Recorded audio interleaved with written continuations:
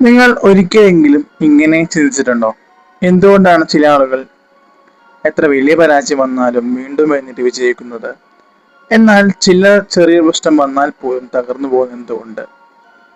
വ്യത്യാസം കഴിവിലല്ല, പണത്തിലല്ല, ഭാഗ്യത്തിലുമല്ല. ആ വ്യത്യാസത്തിന്റെ പേര് മെന്റൽ ടഫ്നെസ് എന്നാണ്. മെന്റൽ ടഫ്നെസ് എന്നത് വികാരങ്ങളിലല്ലാത്ത ഒരു മനുഷ്യനാകുക എന്നതല്ല. പേടിയും സങ്കടവും നിരാശയും ഉണ്ടെങ്കിലും അവയ്ക്ക് മുന്നിൽ കീഴടങ്ങാത്ത മുന്നോട്ട് പോകുന്ന ശക്തിയാണ് മെന്റൽ ടഫ്നെസ് എന്ന് പറഞ്ഞത്.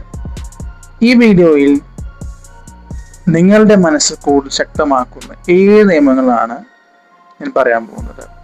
ഒന്നാമത്തെ നിയമമാണ് യാഥാർത്ഥ്യം സ്വീകരിക്കാൻ പഠിക്കുക എന്നുള്ളത്. നമ്മൾ കഴിഞ്ഞ വീഡിയോയിൽ ചർച്ച ചെയ്തിട്ടുണ്ടായിരുന്നു ഈ കാര്യം. റിയാലിറ്റിയെ ആക്സെപ്റ്റ് ചെയ്യാൻ പഠിക്കുക എന്നുള്ളത്. എന്ത് വന്നാലും നമുക്കൊരു ജോലി നഷ്ടപ്പെടാം, പരാജയം സംഭവിക്കാം, ആളുകൾ നമ്മളെ വിട്ടുപോകാം. എന്ത് വന്നു കഴിഞ്ഞാൽ നമ്മൾ അതിനെ പിടിച്ചു നിൽക്കുക എന്നുള്ളത് തന്നെയാണ്.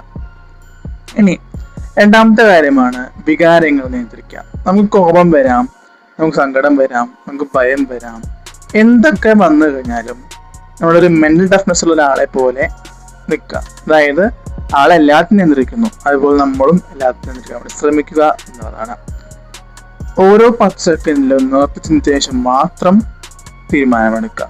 ഓക്കെ, അതേപോലെ തന്നെ ആഴത്തിൽ സൃഷ്ടിച്ചുകൊണ്ട് കൃത്യമായിട്ട് നല്ല രീതിയിൽ തീരുമാനം എടുക്കാൻ വേണ്ടി ശ്രമിക്കുക എന്നുള്ളതാണ്. ഇനിയാണ് മൂന്നാമത്തെ കാര്യം. മൂന്നാമത്തെ കാര്യം എന്ന് പറയുന്നത് ഡിസിപ്ലിൻ എന്ന് പറയുന്നത്. അതായത് മോട്ടിവേഷൻ എല്ലാ ദിവസവും ഉണ്ടാവണം എന്ന് നിർബന്ധമില്ല. ഡിസിപ്ലിൻ ഉണ്ടെങ്കിൽ മോട്ടിവേഷൻ തീർച്ചയായിട്ടും നമ്മളുടെ കൂടെ ഉണ്ടാവും. അതായത് ഡിസിപ്ലിനുള്ള വ്യക്തിക്ക് മുന്നോട്ട് പോകാനുള്ള ഒരു ത്വരയും കൊണ്ടുപോകാനുള്ള ഒരു ആഗ്രഹവും സ്ട്രെങ്ത്തും ഉണ്ടാവും. അതുകൊണ്ട് തീർച്ചയായിട്ടും ഡിസിപ്ലിൻ എന്ന് പറയുന്ന ഒരു സംഭവം ഉണ്ടെങ്കിൽ മോട്ടിവേഷൻ സ്വാഭാവികമായിട്ടും ഉണ്ടാവും എന്നുള്ളത് തന്നെയാണ്. ഇനി നാലാമത്തെ നിയമമാണ് അസൗകര്യങ്ങൾ സ്വീകരിക്കുക. അതായത് നമ്മുടെ തലച്ചോറ് എപ്പോഴും സൗകര്യങ്ങൾ തേടി പോകുന്നു. എന്നാൽ ആ കംഫർട്ട് സോണിന് പുറത്ത് വന്നു കഴിഞ്ഞാൽ ഒരിക്കലും നമ്മുടെ മൈൻഡ് കാമാവില്ല. ഓക്കെ, അപ്പം അതുകൊണ്ട് അസൗകര്യങ്ങൾ വന്നാലും അതിനെ കൃത്യമായിട്ട് മാനേജ് ചെയ്യാൻ പഠിക്കുക എന്നുള്ളതാണ്.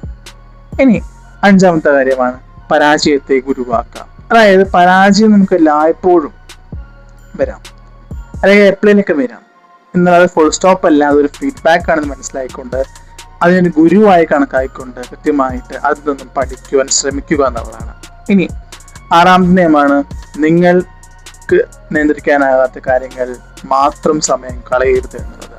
അതായത് മറ്റുള്ളവർ ചിന്തിക്കും, അല്ലെങ്കിൽ ആരാണ് ഇഷ്ടപ്പെടാത്തത്, കാലാവസ്ഥ എന്താണ്, ഭൂതകാലം എന്തായിരുന്നു, ഇതൊന്നും ആലോചിച്ച് വിഷമിക്കാതെ നമുക്ക് നിയന്ത്രിക്കാനാകാത്ത കാര്യങ്ങളെ കുറിച്ച് ആലോചിച്ച് സമയം കളയരുത് എന്നാണ് പറയാനുള്ളത്. ഇനി ഏഴാമത്തെ നിയമമാണ് ദിവസവും സ്വയം ജയിക്കുക. അതായത് നമ്മൾ ചെയ്യുന്ന ചെറു ചെറിയ കാര്യങ്ങളിൽ പോലും വിജയം കണ്ടെത്താൻ ശ്രമിക്കുക.